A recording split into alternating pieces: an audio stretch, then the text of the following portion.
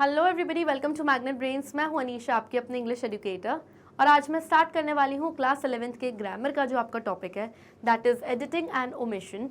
इसके solved exercises cover करेंगे हम आज के हमारे वीडियो में। मेरे इस वीडियो से पहले एक वीडियो ऑलरेडी मैं आपको दे चुकी हूँ जिसमें एडिटिंग एंड ओमिशन के प्रॉपर कॉन्सेप्ट का एक्सप्लेनेशन मैं करवा चुकी हूँ। मतलब एडिटिंग क्या होता है, ओमिशन क्या होता है, एग्जाम में उनके क्वेश्चंस किस तरीके से आते हैं, गलतियाँ यानी कि जो एरर्स होती हैं एडिटिंग में वो हमें किस तरीके से ढूंढना है, और अगर हमें ओमिशन के क्वेश्चंस सॉल्व करने तो हमें क्या सर्च करना है, what are we suppose to look for, सब कुछ डिटेल्ड में मैं अपने इस वीडियो के पहले वाले वीडियो में सब कुछ बता चुकी हूँ। अगर आपने वीडियो नहीं देखा है तो जल्दी से जाइए देख के आइए, ताकि एडिटिंग एंड ओमिशन होता क्या है ये आपको क्लियरली पता चल जाए। एंड नाउ हम एडिटिंग एंड ओमिशन के कुछ एक्सरसाइजेस साथ में सॉल्व करेंगे। So let's begin with our first question. The following passage has not been edited. There is an error in each line. तो क्या बताया जा रहा है कि ये जो following passage है, यानी ये जो पैसेज अभी हम पढ़ने वाले हैं ये एडिटेड नहीं है, यानी इसमें कुछ ना कुछ एरर है। हर एक लाइन में देयर इज एन एरर, यानी गलती है। Right the incorrect word and the correction in the blank spaces. तो आपको क्या करना है, इनकरेक्ट वर्ड यानी गलत शब्दों को यहाँ पे लिखना है, और जो उसी के साइड में जो उसका सही वर्ड है यानी जो करेक्ट वर्ड है वो आपको लिखना है। मान लीजिए कभी किसी लाइन में एन इनकरेक्ट था यानी कि गलत था, तो एन लिख दिया और उसकी जगह सही वर्ड क्या आना है, करेक्ट वर्ड क्या आना है, द, तो ठीक उसके सामने हमने द लिख दिया। तो हमें क्या करना है, you have to write the incorrect word and the correction in the blank spaces. The first one has been done as an example. तो जो पहली लाइन में जो भी एरर है, जो भी गलती है, वो हमको आंसर बताया गया है। और कई बार इस तरीके से क्वेश्चन में होगा ही कि आपको फर्स्ट वाला हमेशा आंसर दिया ही रहेगा, ताकि आपको एक हिंट मिल जाए और स्टार्टिंग आपकी बन जाए कि किस तरीके से करना है। ओके, तो हम सबसे पहले पूरा पैराग्राफ पढ़ेंगे। हम फर्स्ट लाइन सेकंड लाइन को नहीं देखेंगे, पूरा पैराग्राफ पढ़ लेंगे और देख लेंगे कि पूरा पैराग्राफ किस टेंस में चल रहा है, पास्ट में चल रहा है, प्रेजेंट में कि फ्यूचर में। ओके, फिर उस हिसाब से स्टार्ट करेंगे। The next day during an break, when all the teacher and students was eating their snacks, the mother left the school. Was eating यानी कि past tense, left the school ये भी पास्ट टेंस, बिल्डिंग हरीली, the boy saw यानी देखा था, past tense, him walking quickly from the school gate when he was, again past tense, drank water after his meal and wonder where his mother is going. यानी पूरा sentence पूरा paragraph किस में चल रहा है, पास्ट टेंस में चल रहा है। ये तो हमें समझ में आ गया है। अब रीड करते हैं first line. The next day during an break when all the teacher, तो when the next day during an break, अगले दिन ब्रेक के दौरान, जब स्कूल में ब्रेक होती है, रिसेस होती है, उसके दौरान, तो ड्यूरिंग एन ब्रेक, अब ब्रेक जो है किससे स्टार्ट हो रहा है, बी से स्टार्ट हो रहा है, यानी कि कॉन्सोनेंट साउंड से स्टार्ट हो रहा है। और यहाँ पर लगा क्या है, एन लगा है। तो भाई ये तो गलत होगा ना, क्योंकि एन हमेशा वावल साउंड के पहले लगता है, यानी ए ई आई ओ यू के पहले लगता है। ओके, तो यहाँ पे क्या गलती है, पहली लाइन में एन की गलती है, एन गलत है, तो एन हमने लिख दिया यहाँ पर इनकरेक्ट के नीचे, और उसकी जगह क्या आना चाहिए, द, यानी the next day during the break, यानी ब्रेक के दौरान, when all the teacher and students, जब सारे टीचर और सारे बच्चे, अब ऑल यानी सारे यानी बहुवचन, प्लूरल की बात हो रही है। जब स्टूडेंट्स के साथ में एस लगा है तो टीचर के साथ में भी तो एस लगना चाहिए, यानी सिर्फ एक सिंगल टीचर के बारे में बात बोली गई है यहाँ पे कि सिर्फ एक टीचर। यस, तो एक टीचर थोड़ी था वहाँ पे बहुत सारे टीचर्स थे। तो गलती क्या है, गलती है कि सिर्फ टीचर एक बार लिखा है, और आना क्या चाहिए था, टीचर्स, लगेगा यहाँ पे एस, तो आपने लिख दिया टीचर्स। तो ये रही हमारी सेकेंड लाइन की गलती। तो when all the teachers and students was eating their snacks, जब सारे टीचर्स और बच्चे रिसेस के टाइम अपने स्नैक्स खा रहे थे, अपना खाना खा रहे थे, तो यहाँ पे लिखा है वॉज, लेकिन यहाँ पर टीचर्स एंड स्टूडेंट्स जो कि प्लूरल फॉर्म में दिया है, तो पास्ट का, प्लूरल का पास्ट टेंस क्या होता है, वर होता है। वॉज हम तब लगाते हैं जब एक चीज़ के बारे में बात हो रही है, यानी सिंगुलर के बारे में बात हो रही है पास्ट टेंस में, लेकिन जब प्लूरल यानी टीचर्स और स्टूडेंट्स यानी बहुत सारी चीज़ों के बारे में, प्लूरल के बारे में बात हो रही है, तो हम वॉज नहीं लगाएंगे, हम लगाएंगे वर। तो गलती क्या है, गलती है वहाँ पर वॉज लगा है, लेकिन उसकी जगह क्या लगाना चाहिए, वर। आगे देखते हैं। The mother left the school building हरीली, तो जो मदर थी किसी की, उसने स्कूल की बिल्डिंग को हरीली यानी फटाफट छोड़ दिया, ने जल्दी से स्कूल की बिल्डिंग छोड़ के चली गई। अब वर्ड क्या लिखा है यहाँ पर, हरीली। अब हरीली कोई वर्ड थोड़ी होता है, हरिडली होता है, क्योंकि पूरा पैराग्राफ पास्ट टेंस में चल रहा है, तो हरी का पास्ट टेंस क्या होता है, हरी, हरीड होता है। और किस तरीके से उसने छोड़ा, एडवर्ब की गलती यहाँ पे, तो हरीडली होना चाहिए ना कि हरीली। तो गलत क्या वर्ड है यहाँ पे, हरीली, जिसको होना क्या चाहिए था, हरीडली। तो इनकरेक्ट के नीचे हरीली और सही करेक्ट के नीचे hurriedly. Okay. The boy saw him walking quickly from the school gate. Boy ने, एक लड़के ने देखा किसको, मदर को, कि वो क्विकली स्कूल गेट के बाहर से जा रही है, स्कूल गेट के बाहर जा रही है। तो boy saw him, him, him तो एक प्रोनाउन है भाई, जो हम लड़कों के लिए यानी कि बॉयज़ के लिए या मेल्स के लिए इस्तेमाल करते हैं। तो बॉय ने कौन से लड़के को देखा स्कूल छोड़ते हुए, भाई स्कूल का गेट के बाहर कौन जल्दी जल्दी जा रहा था, मदर जा रही थी ना, जो कि एक फीमेल थी, एक फेमिनाइन थी। तो फेमिनाइन यानी फीमेल्स के लिए जो प्रोनाउन लगता है वो हिम थोड़ी होता है, वो होता है हर। तो यहाँ पर एक प्रोनाउन की गलती है, यहाँ हिम लिखा है जो कि गलत है। तो गलत वर्ड क्या है, हिम, और होना क्या चाहिए उसे, her. Okay. So the boy saw her walking quickly from of the school gate. Quickly from of the school gate, ये फ्रॉम मुझे समझ नहीं आया कि फ्रॉम क्या है ये। भाई फ्रॉम यानी किसी चीज़ के द्वारा, यानी जब हम किसी टू से शुरू करते हैं, फ्रॉम टू, फ्रॉम यानी किसी चीज़ के स्टार्टिंग पॉइंट, और फ्रॉम हम तब यूज़ करते हैं जब किसी चीज़ का एंड की बात हो रही है, एंड पॉइंट की बात हो रही है।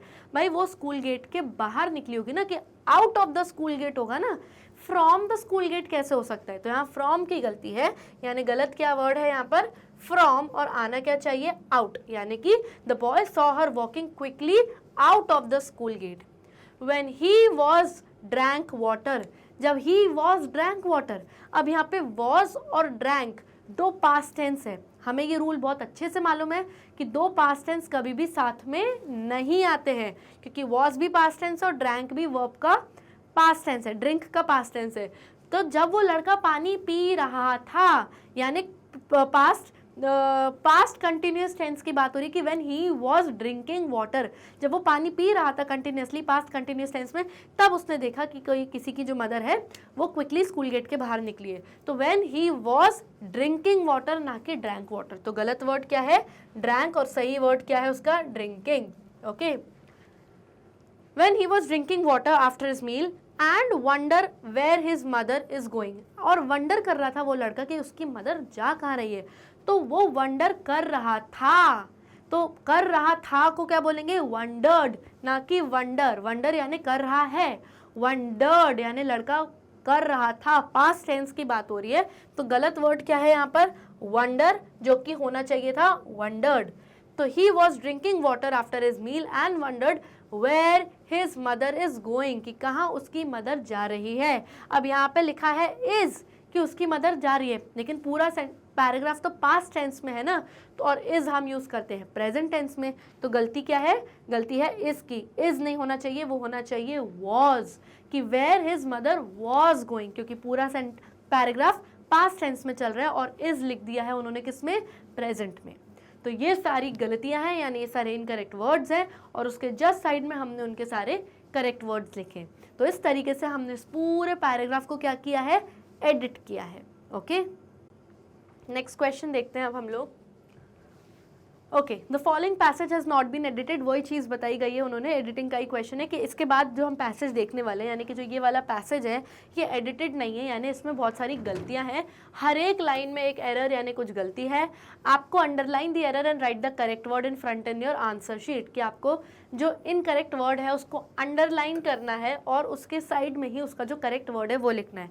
आप इस तरीके से ना करके जो इनकरेक्ट वर्ड है पहले वो लिख दीजिए और उसके साइड में जो करेक्ट वर्ड है वही लिखिए, क्योंकि यही एक सही तरीका है। इससे कोई कंफ्यूजन नहीं होगा और इससे टीचर को भी क्लैरिटी रहेगी कि वो क्या चेक कर रही है। Okay, the first one has been done for you as an example, जो पहला वाला है वो आपके लिए उन्होंने करके ही दिखाया है, जो इस तरीके से पहला वाला करके ही दिखाया जाएगा आपको एग्जाम में। ओके, तो ये रहा आपका पूरा पैसेज। सबसे पहले पैसेज पढ़ लेते हैं।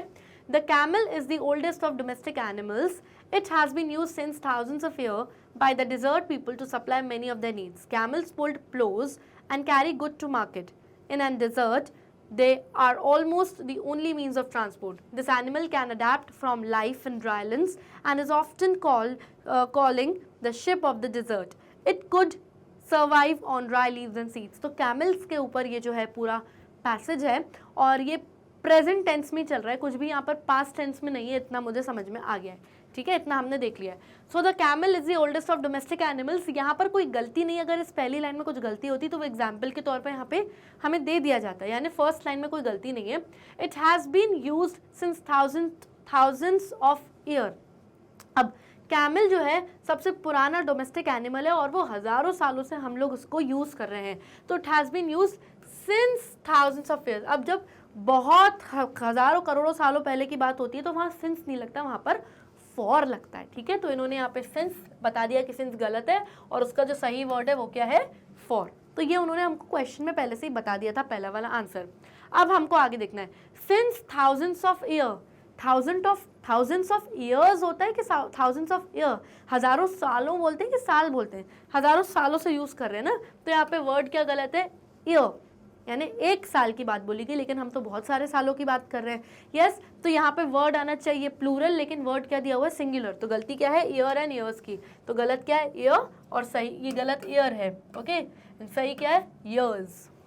Bye the desert people to supply many of their needs, camels pulled ploughs. अब कैमल्स क्या करते हैं, कैमल्स प्लो यानी हल वहाँ पर जोतते हैं, यानी हल खींचते हैं डेजर्ट एरिया में, यानी रेगिस्तान के एरिया में। अब ये वर्ड किस में लिखा है, वर्ड लिखा है भाई पास्ट टेंस में, लेकिन पूरा पैराग्राफ है हमारा प्रेजेंट टेंस में, तो इसको हम क्या करेंगे, पुल्ड ना लिख के पुल करेंगे, क्योंकि ये पास्ट टेंस में और पैराग्राफ प्रेजेंट में, तो पुल्ड नहीं होगा, क्या होगा, पुल।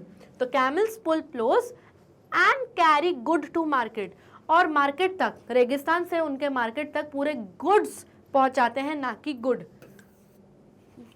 गुड यानी अच्छा, और गुड्स यानी कि सामान, और यहाँ पर सामान की बात हो रही है, ना कि अच्छे की बात हो रही है, तो उन्होंने यहाँ पे लिख दिया गुड, जो कि गलत है, ये वर्ड ही गलत है, मीनिंग गलत है, तो गुड ना आकर के आएगा गुड्स, कि कैमल्स गुड्स कैरी करते हैं मार्केट तक, यानी सामान, तो गुड गलत है और जो सही वर्ड है वो है गुड्स, यानी कि सामान।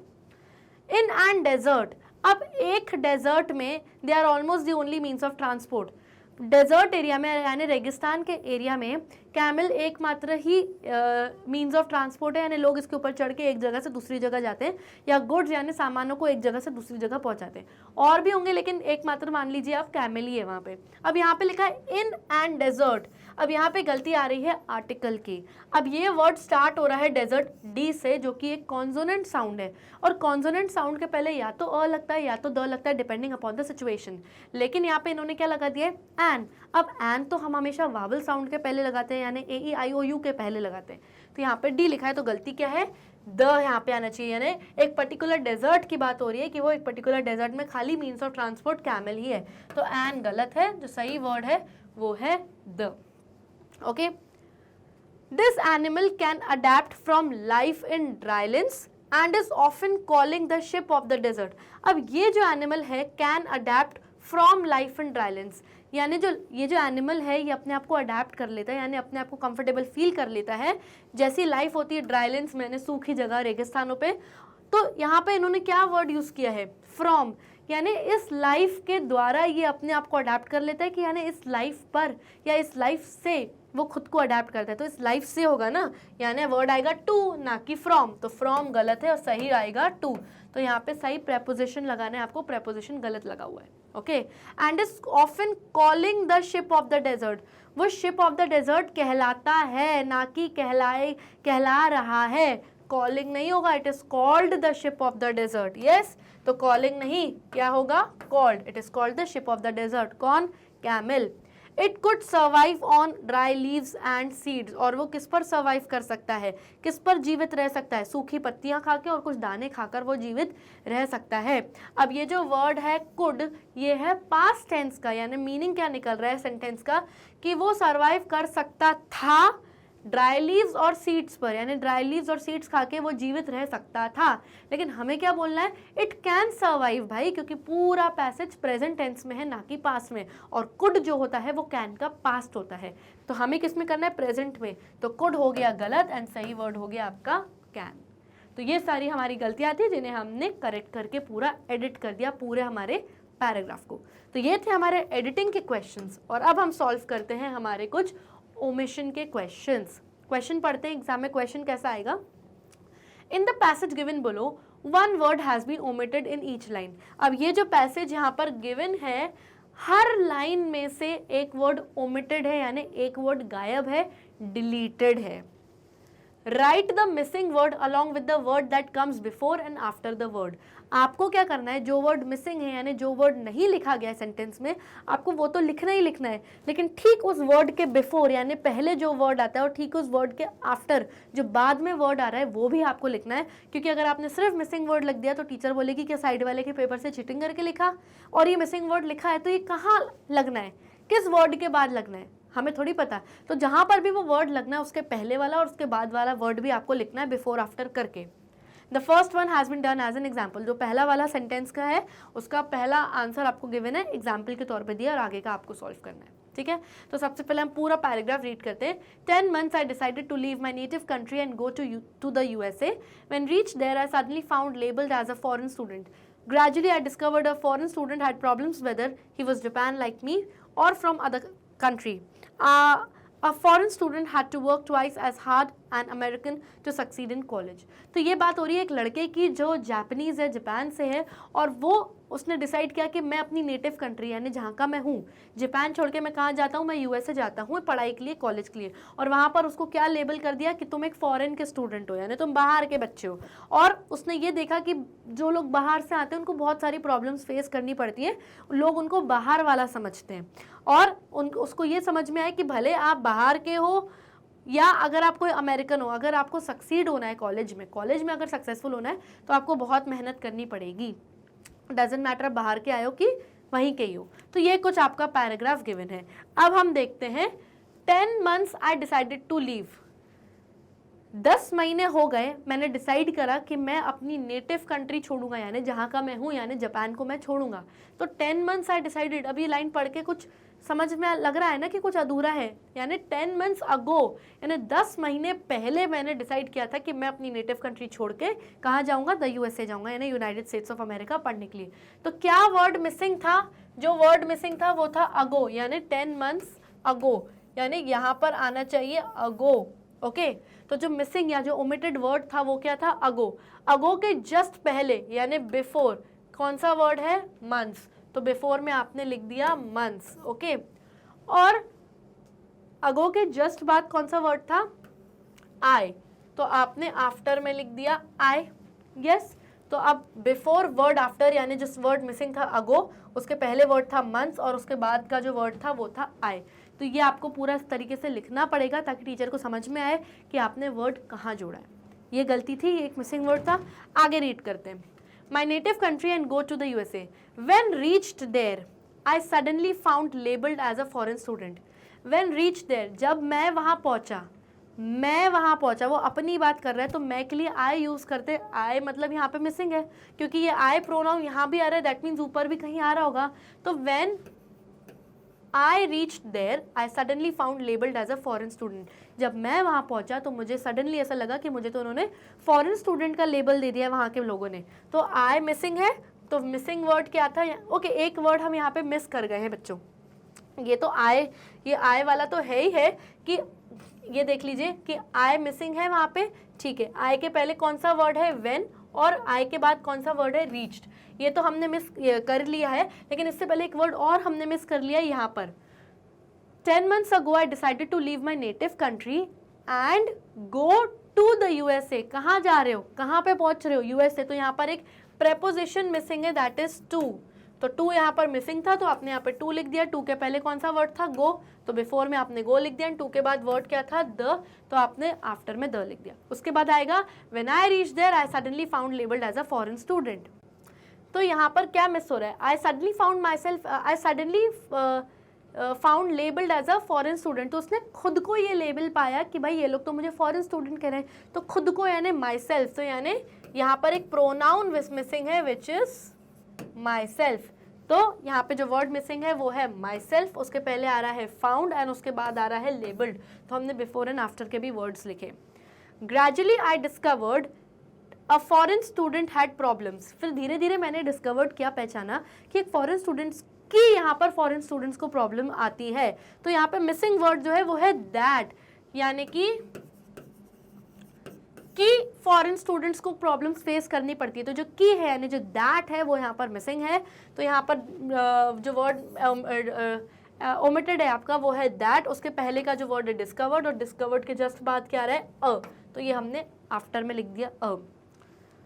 Whether he was Japan like me or from other country, तो धीरे धीरे इसने डिस्कवर किया कि एक फॉरेन के बच्चे को प्रॉब्लम फेस करनी ही पड़ रही है, डजेंट मैटर वो मेरे जैसा कोई जापान का बंदा हो या फिर किसी और कंट्री का हो।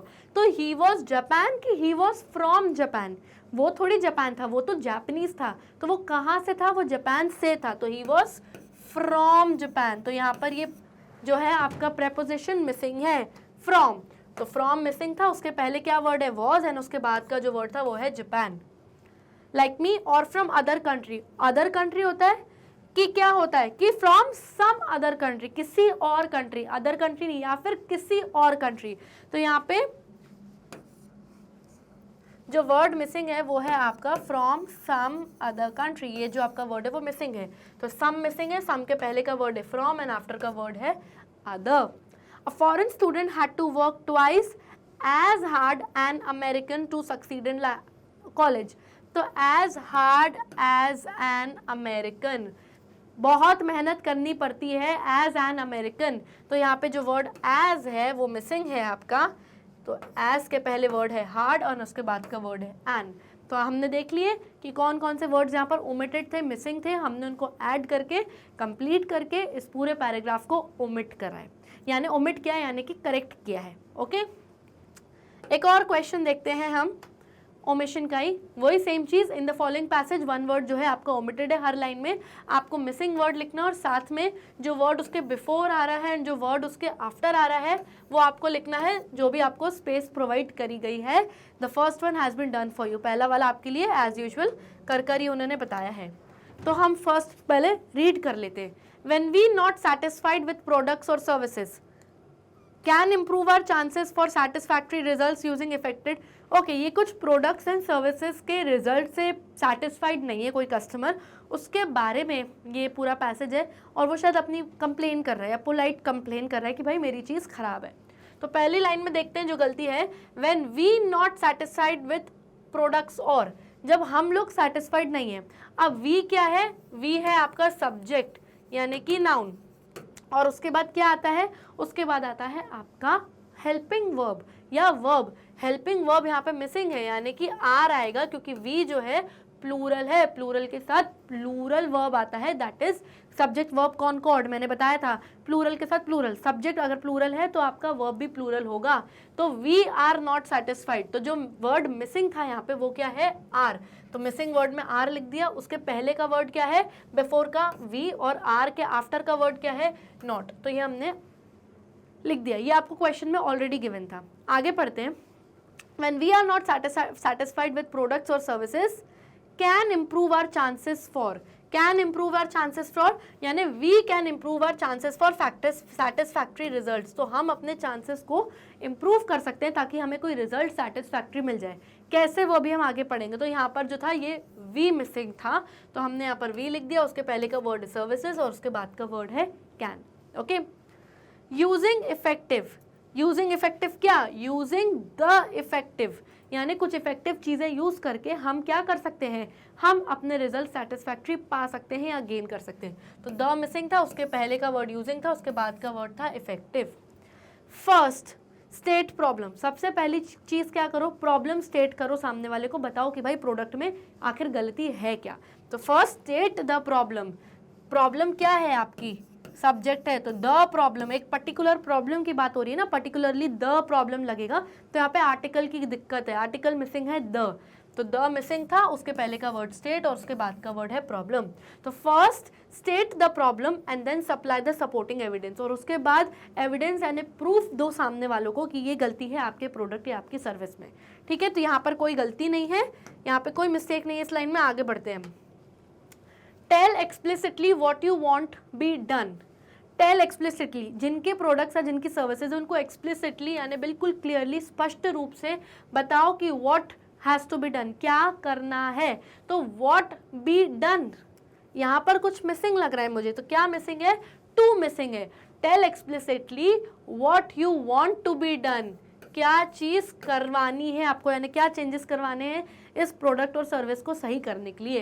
तो ये जो आपका एक प्रेपोजिशन है वो मिसिंग है टू, उसके पहले का वर्ड है वांट और उसके बाद का वर्ड है, आफ्टर का वर्ड है बी, यानी यहाँ पे आएगा बिफोर, यहाँ पे जो वर्ड मिसिंग है वो, और यहाँ पर आएगा आपका आफ्टर। ओके, तो tell explicitly what you want to be done about it. Remember to polite and courteous, remember to be polite and courteous, यानी याद रखिए कि आपको आप उनको उनकी गलती बताते वक्त भी बहुत पोलाइट और कर्टियस रहना है, आपको लड़ना और झगड़ना नहीं उनसे। तो remember to be polite, you have to be polite ना, यस, तो यहाँ पर आपका बी आएगा, remember to be polite and courteous. तो यहाँ पे जो मिसिंग वर्ड है वो बी है, उसके पहले का वर्ड आएगा टू एंड आफ्टर का वर्ड है polite. So hold your temper, avoid attacking the, तो अपना टेम्पर जो आपका गुस्सा है कि ये प्रोडक्ट और सर्विसेज में गलतियां, उसको होल्ड करो and avoid attacking the person. सामने वाला जो इंसान आपकी बात सुन रहा है अपने प्रोडक्ट या अपनी सर्विस के बारे में, उसको अटैक करना को अभी अवॉइड करो। तो hold your temper and avoid attacking the person, यानी उस पर्सन को अटैक करना छोड़ो। यानी कि आपका यहाँ पे कंजंक्शन मिसिंग था, कंजंक्शन का ओमिटेड था, तो एंड यहाँ पे मिसिंग था, उसके बिफोर का वर्ड टेम्पर एंड आफ्टर का वर्ड है avoid. So hold your temper and avoid attacking the person listening your complain, listening to your complain, जो आपकी कंप्लेन सुन रहा है। तो यहाँ पे प्रेपोजिशन मिसिंग था टू एंड उसके पहले का वर्ड था लिसनिंग एंड उसके आफ्टर का वर्ड है your. Let them know you want the corrective action completed, उनको जानने का मौका दो, बताओ कि आपको अपना करेक्टिव एक्शन यानी इसमें सुधार चाहिए इस प्रोडक्ट या सर्विसेज में और कंप्लीट। तो late them know that you want the corrective action complete, उनको बताओ कि आपको करेक्टिव एक्शन कंप्लीटेड चाहिए। तो यहाँ पे जो वर्ड मिसिंग है वो क्या है, दैट, तो दैट मिसिंग था, उसके बिफोर का वर्ड है नो एंड आफ्टर का वर्ड है यू, हमको दिख रहा है यहाँ पे ये चीज़। Okay, so this was all about your omission. I hope आपको बहुत अच्छे से समझ में आ गया होगा कि एडिटिंग की एक्सरसाइजेज एग्जाम में कैसे आएंगे और आपको कैसे सॉल्व करना है, ऑल्सो ओमिशन की भी, क्योंकि अभी अभी हमने सॉल्व करी। Now do not forget to like, subscribe and share our YouTube channel. तब तक के लिए bye bye and take care.